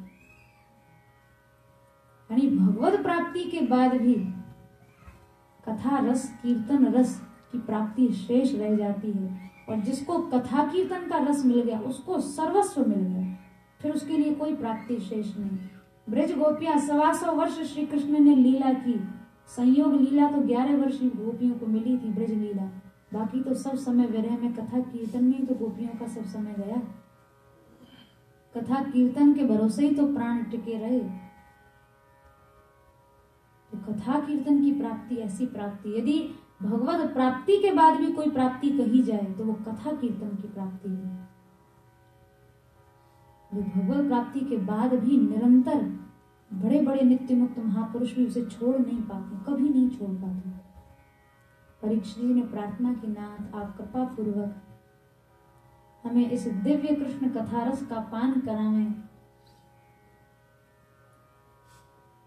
ये भगवान ब्रज में आए, साधारण बालक बनकर आए, सामान्य लीलाएं उन्होंने की। ये चीज यह दिखाती है कि महात्मा लोग एक बड़ा सुंदर वृत्तांत सुनाते हैं। 2 सीढ़ियां ठाकुर जी ने बनाई, चाहे इस पर चढ़कर हमारे पास आ जाओ, चाहे इस पर चढ़कर आ जाओ। एक व्यक्ति था, वो चढ़ने में असमर्थ था, नीचे खड़ा खड़ा सोच रहा था। उसने पूछा, प्रभु क्या इन सीढ़ियों का उपयोग चढ़ने में ही होता है? भगवान बोले, नहीं भैया, सीढ़ी का उपयोग उतरने में भी होता है। तो प्रभु मैं चढ़ नहीं सकता, आप उतर के ही आ जाओ। तो ठाकुर जी सीढ़ी से उतर कर आ गए। एक मार्ग, ज्ञान मार्ग वह है जहाँ जीव वहां तक, भगवान तक पहुंचता है, और भक्ति मार्ग वो है जहाँ भगवान स्वयं भक्त तक आ जाते हैं, जीवन में स्वयं उतर कर आ जाते हैं। ब्रज गोपियों के लिए क्या था, ये ब्रज लीला क्या है, ये बाल लीलाएं क्या हैं, ये इसी बात को तो दिखाती हैं कि ठाकुर जी वो जगदाराध्य जगदीश्वर सर्वेश्वर होकर भी साधारण बालक बन के ब्रज में आ गया। ब्रज गोपियों की, गंवारों की दासता की, स्वयं भी गंवार बन गया। ग्राम में चेष्टा, सुखदेव जी ने कहा, ग्राम्यों की तरह, गंवारों की तरह चेष्टा करने लगा। जूठा खा रहा है, माटी में लोटपोट हो रहा है, मैया का आंचल पकड़ के मचल रहा है, कहीं हट ठान रहा है, कहीं चोरी कर रहा है। अत्यंत गंवार बन गया, अत्यंत गंवार। तो परीक्षित जी महाराज की जिज्ञासा पर श्री सुखदेव जी ने उनको श्री कृष्ण लीला का श्रवण कराना आरंभ किया। कैसे कृष्ण जन्म हुआ। मथुरा श्रीमद् भागवत जी के अनुसार तो देवकी मैया का जब वसुदेव जी से विवाह हुआ है, कंस चला है सारथी बनकर, सारथ्य कार्य करने के लिए। आकाशवाणी ने कंस को लक्षित करके कहा, अरे इसका 8वां गर्भ तो तेरा काल होने वाला है, तू जिसके लिए सारथ्य कार्य कर रहा है। कंस ने उसी समय मैया देवकी को मारने का संकल्प किया। वसुदेव जी ने बड़ी चतुराई से काम लिया। हम हर पुत्र आपको सौंपेंगे ऐसा वचन देकर जैसे तैसे देवकी की प्राण रक्षा की। हर वर्ष एक पुत्र का जन्म होता। इस तरह से कंस ने 6 पुत्र समाप्त कर डाले। 7वीं बार गर्भ में दाऊजी महाराज पधारे हैं, जिनको श्री ठाकुर जी ने रोहिणी मैया के गर्भ में स्थापित कर दिया। और उसके पश्चात 8वें गर्भ में स्वयं श्री ठाकुर जी पधारे। उस समय वहां देवताओं ने बड़ी सुंदर गर्भ स्तुति की है। और इस गर्भ स्तुति की ऐसी फलश्रुति है कि जो लोग नित्य नियम पूर्वक गर्भ स्तुति का पाठ करते हैं उनको गर्भ के कष्ट नहीं भोगने पड़ते हैं। शृण्वन् गृणन् संस्मर्यंश्च चिन्तयन् नामानि रूपाणि च मंगलानि ते। देवता लोग स्तुति कर रहे हैं, हे प्रभु आप इसलिए लीला कर रहे हैं क्योंकि जब आप लीला करेंगे तो लोगों को अवसर मिलेगा आपकी लीलाओं को गाने का, सुनने का, उनको विषय मिलेगा गाने के लिए, सुनने के लिए। क्रियासु यस्त्वच्चरणारविंदयो, जो हर क्रिया करते हुए भी अपने चित्त को आपके चरणारविंदों में लगा कर रखेंगे, ऐसे लोगों के लिए न भवाय कल्पते, वो भवसागर में फिर नहीं पड़ेंगे। यानी कथा कीर्तन को जो निरंतर कहते सुनते हैं वो भवसागर में नहीं पड़ते, सदा सदा के लिए संसार सागर से वे पार हो जाते हैं। और क्रियासु, जब भाई कथा कीर्तन का रस मिल जाएगा ना तो प्रत्येक कार्य व्यवहार में भगवत लीला का स्मरण होने लगेगा। उत्तमाल जी में कथा आती महाराज आस्करण की, युद्ध करने के लिए युद्ध भूमि में गए थे महाराज आस्करण। ये भी श्री गोसाई जी विठलनाथ जी महाराज के शिष्य हुए। तो युद्ध करने के लिए युद्ध भूमि में भीषण संग्राम छिड़ रहा है। राजा को विजय मिली, जब लौटने लगे तो ठाकुर जी के भोग का समय हो गया। अष्टयाम भाव से सेवा करते थे। तो सोच रहे हैं जब तक घर पहुंचेंगे तब तक महल पहुंचेंगे, बहुत देरी हो जाएगी, प्रभु भूखे रहेंगे। तो घोड़े पर बैठे बैठे ही चिंतन किया और हानि लेकर जब जाने लगे भोग लगाने के लिए तो उसी समय घोड़े को एक घोड़ा बिदका, ठोकर लगी उसको। और आस्करण जी महाराज, आस्करण को ऐसा लगा मन उनके हाथ से कड़ी की हांडी गिर गई। और जब राजा आस्करण ने नेत्र खोले तो उनके सब वस्त्रों में कड़ी फैली हुई, सारे कपड़े कड़ी में भीगे हुए। अब अगल बगल राज सैनिक देख रहे हैं, खड़े हैं, बड़ा आश्चर्य हो रहा है कि यहाँ युद्ध भूमि में कड़ी कहाँ से आ गई। अब किसको कहें, क्या बतावें और कौन समझेगा। तो सेवाएं जब सिद्ध हो जाती हैं तो ऐसी मानसी सेवा सिद्ध हो जाती है कि तुम कहीं बैठे हो, जहाँ बैठे हो। कृष्णदास जी महाराज ने तो दिल्ली से जलेबी का भोग लगाया था और जतीपुरा में नाथ जी के पास जलेबी पहुंच गई। तो ये जब भावना सेवा की जब प्रबल हो जाती है तो मानसी सेवाएं सिद्ध हो जाती हैं। वहां शरीर कहीं भी रहे, कार्य व्यवहार कुछ भी रहे, लेकिन निरंतर भगवत सेवा का कार्य संपादित होता रहता, निरंतर। तो देवताओं ने भगवान की स्तुति की। जो लोग इन लीलाओं को सुनेंगे, गाएंगे, स्मरण करेंगे, चिंतन करेंगे, अपना कार्य व्यवहार करते हुए इनकी याद करेंगे, न भवाय कल्पते, वे भविष्य में भवसागर में कभी नहीं पड़ेंगे। देवताओं ने गर्भस्तुति की है। और उसके पश्चात श्री वसुदेव जी महाराज और देवकी मैया का परम सौभाग्योदय हुआ। भादव मास का महीना, कृष्ण पक्ष की अष्टमी, बुधवार का दिन, रोहिणी नक्षत्र में चंद्रवंश को विभूषित करते हुए, मैया देवकी की कीर्ति को बढ़ाते हुए, षोडश कलाओं से परिपूर्ण होकर श्री ठाकुर जी ने अवतार ग्रहण किया। बोले बाल कृष्ण लाल की जय, श्री कृष्ण कन्हैया लाल की जय। देवकी मैया और वसुदेव जी ने बाल कृष्ण लाल की बड़ी दिव्य स्तुति की है।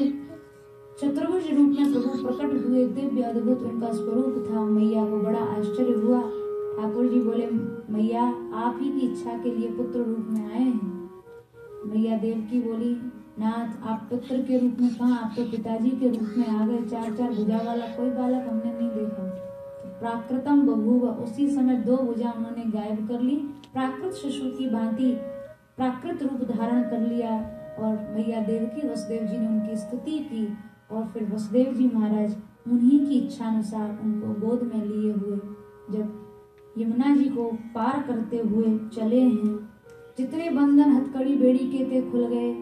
जिनका नाम लेने से प्रारब्ध तक के कर्म बंधन खुल जाते हैं, तो हथकड़ी बेड़ी का बंधन खुलना कौन बड़ी बात। वसुदेव जी के सब बंधन खुल गए, सब द्वार खुल गए, पहरेदार निद्रागत हो गए और श्री वसुदेव जी महाराज बाल कृष्ण लाल को लेकर श्री यमुना जी को पार करते हुए नंद भवन की दिशा को का आश्रय लिए हैं। बाल कृष्ण लाल की, कृष्ण कन्हैया लाल की जय।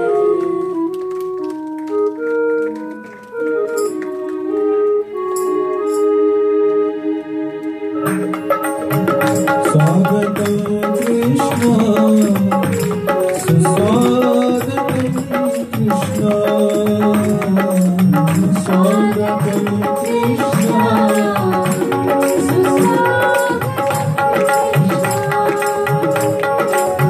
स्वागतं कृष्ण सुस्वागतं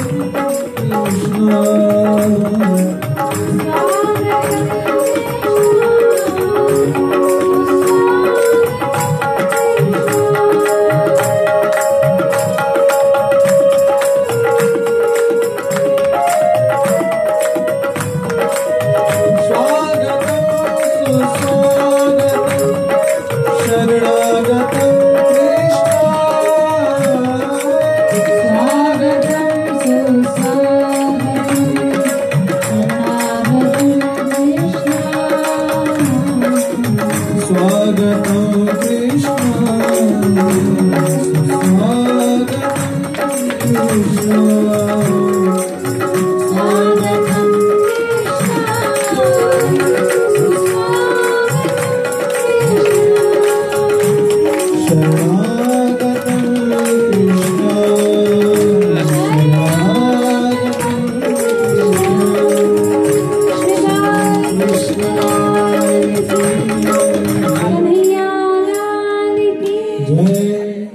वसुदेव जी महाराज यमुना जी पार किए हैं। श्री यमुना जी श्री ठाकुर जी का चरण स्पर्श पाकर निहाल हो गई, प्रसन्नता में तीव्र वेदनामिनी हो गई और वसुदेव जी भयभीत हो रहे थे।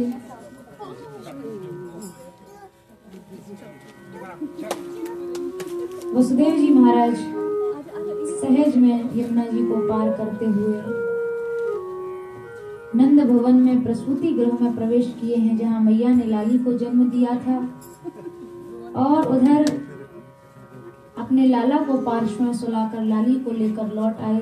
इधर श्री मथुरा जी में प्रवेश करते ही लाली ने रुदन आरंभ किया।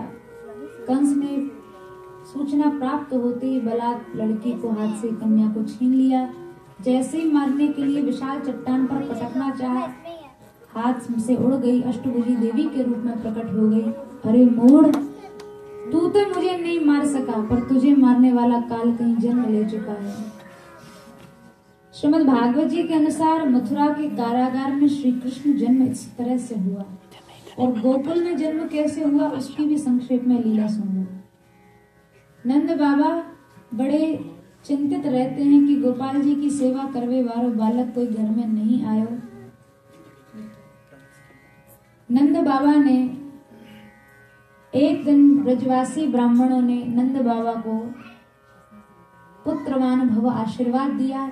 नंद बाबा बोले, भैया अब तो आयु को चौथोपन लग गयो, अब कहाँ से पुत्र होए वो। रोज गैया के खेरक में जाते, गायों की सेवा करते, मन ही मन विचार करते, हे गौ माता, अभी तक आपकी सेवा करने वाला बालक घर में नहीं आया। इधर 1 वर्ष तक द्वादशी प्रधान नंद बाबा और यशोदा मैया ने व्रत किया। आज भी नंद गांव में ये पद गाया जाता है कृष्ण जन्म के अवसर पे। पौड़ी भवन नंद घरणी, जगत जस करणी, भाग्य बड़ वर्णी, कृष्ण और धरणी। सारा जगत जिनमें निवास करता है उन श्री ठाकुर जी को मैया ने अपने उदर में निवास प्रदान किया, इससे वो जगन निवासावास हुई। और आधी रात को लाला ने यशोदा मैया को स्वप्न दिया, अरे मैया सोती रहेगी, अब हमारा जन्म है वारो, अब तो जाग जा। लाला ने मैया को स्वप्न दियो और वही मुहूर्त भादो मास का महीना कृष्ण पक्ष की अष्टमी बुधवार का दिन रोहिणी नक्षत्र में और मध्य रात्रि को नंद बाबा यशोदा मैया की कीर्ति को बढ़ाते हुए नंद लाला ने जब मध्य रात्रि को अवतार ग्रहण किया है। बोले नंद के लाला की, यशोदा नंदन की। इधर दाई का सबसे बड़ा सौभाग्य, सबसे प्रथम दर्शन ब्रज की दाई को लाला का प्राप्त हुआ। अब दाई तो वहां झगड़ा करने लग गई।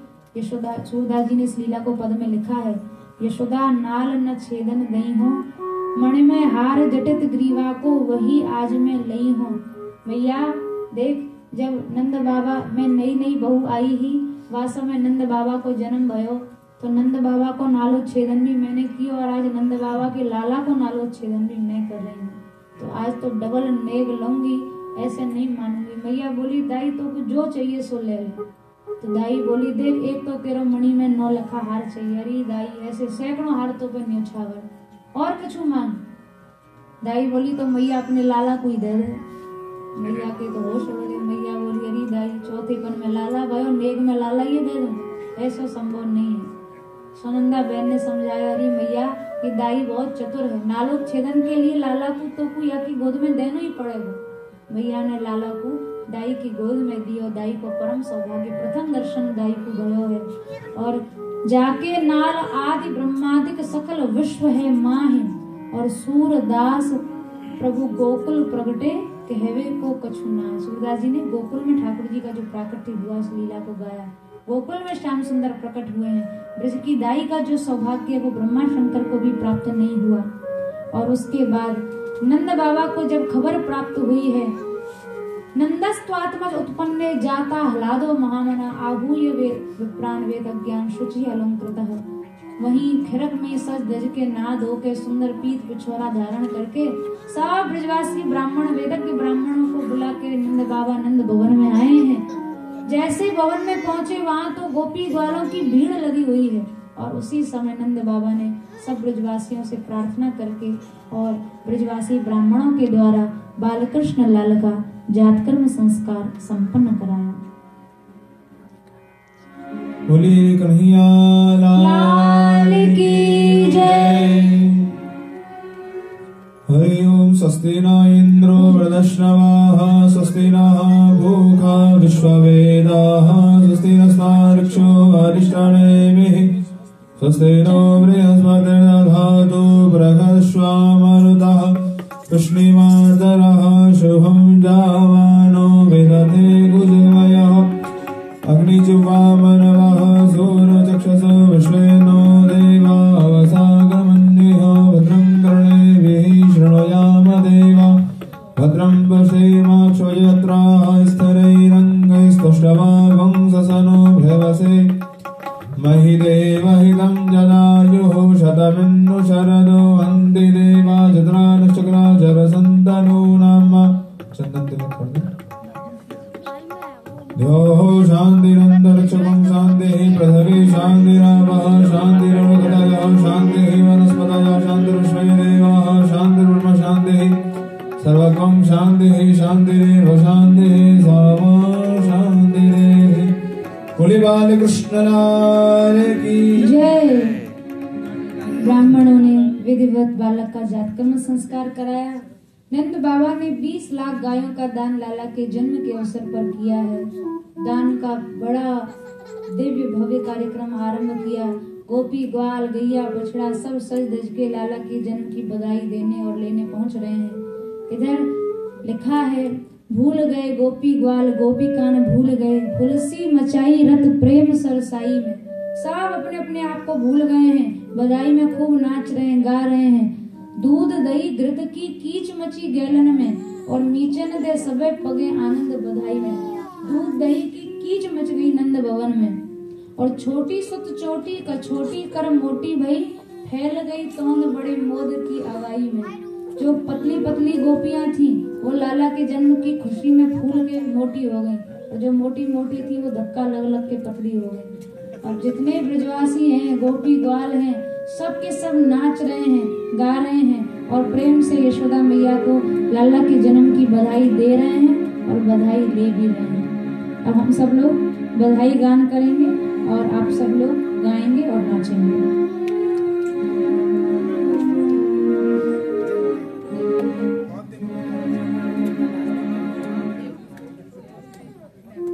राधिकेश की बधाई गाएंगे और आप सब लोग जैसे कृष्ण जन्मोत्सव कैसे अपने बालकों का जन्मोत्सव आप लोग मनाते हैं, उसी प्रसन्नता में उसी उत्साह में सब लोग नाचेंगे गाएंगे।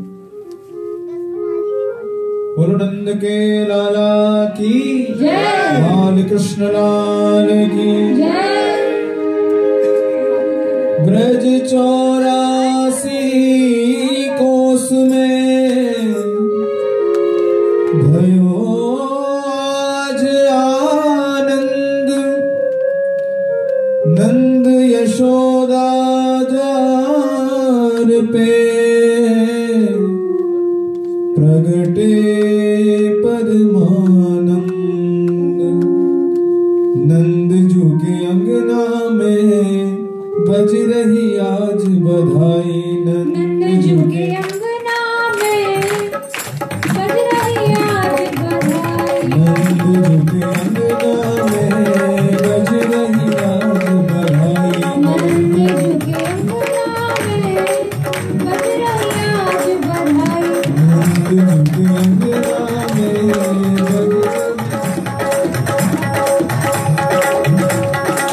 जू के अंगना में बज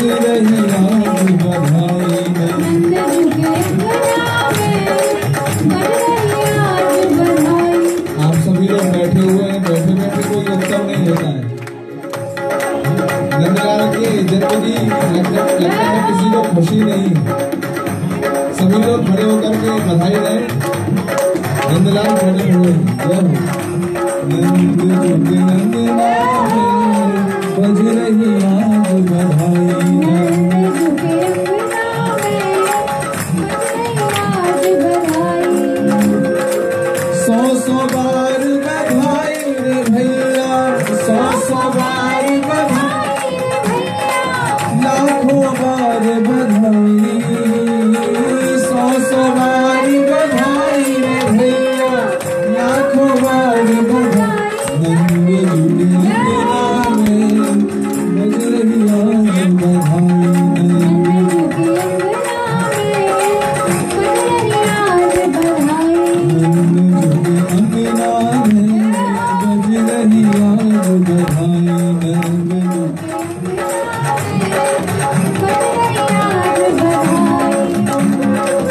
चमत्कार सा हो गया लोगों, हो गई बात निराली, चमत्कार सा हो गया लोगों, हो